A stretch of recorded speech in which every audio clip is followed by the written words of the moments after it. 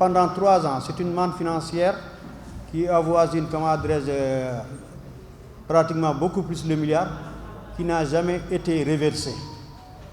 Et là, il appartient à l'État, parce que c'est de l'argent qui devait aller directement au niveau du trésor public.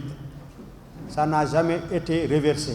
Et depuis 3 ans, on est à la 4e année, il n'y a jamais eu de paiement de prestations de familiales pour l'ensemble du personnel qui est sur place. 16 personnes parmi nous ont été licenciées arbitrairement et abusivement pour des motifs divers. Le motif principal, c'est un motif de non-respect d'un planning qui a été mis en place par l'employeur. Un planning qui nous a été présenté le 25 mai à 18 h par une voie non conditionnelle, c'est-à-dire par une voie de WhatsApp. Ce n'est pas la voie conditionnelle, ce ne sont pas les voies conditionnelles, ce ne sont pas les voies originales, ce ne sont pas les voies administratives requises.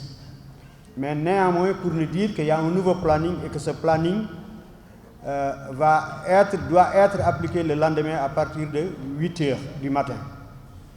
Ce nouveau planning ne respecte pas ce qu'on appelle le code du travail. Voici le protocole, et ça n'a jamais essayé de le respecter. Quand nous avons accepté de venir pour exécuter ce planning, 2 jours après, il y a eu ce qu'on appelle la distribution de lettres d'avertissement. Plus d'une centaine de lettres d'avertissement ont été distribuées à une partie du personnel. 2 mois après, il y a eu ce qu'on appelle les licenciements pour faute lourde. Alors que la loi dit qu'une faute lourde, quand elle a été commise, celui qui l'a commis se doit, les minutes qui suivent, ne peut plus être considéré comme employé. Il se doit de quitter. Imaginez-vous une faute lourde qui a été commise à la date du 26 mai et dont le constat a été fait et le renvoi, le licenciement, 2 mois plus tard, plus précisément le 28 juillet. Et donc, cela veut dire l'un dans l'autre que la société utilisatrice, c'est-à-dire la CRBC, est en porte-à-faux avec la loi. Il a fallu que les gens mettent en place ce qu'on appelle un procès verbal de non-conciliation, c'est-à-dire que les parties ne se sont pas conciliées.